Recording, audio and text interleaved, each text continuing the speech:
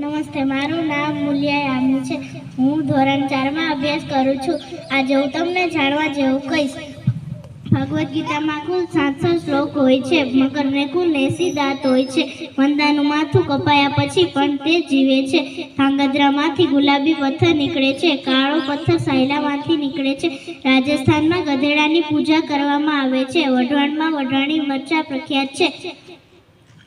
ચાતક પક્ષી વરસાદનું પાણી પીવે છે. જાપાન દેશમાં સૌથી વધુ ટ્રેન છે.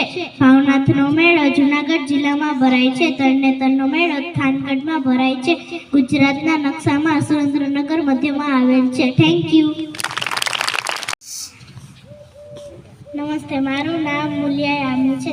હું ધોરણ 4માં અભ્યાસ કરું છું. આજે હું તમને જાણવા જેવું કહીશ.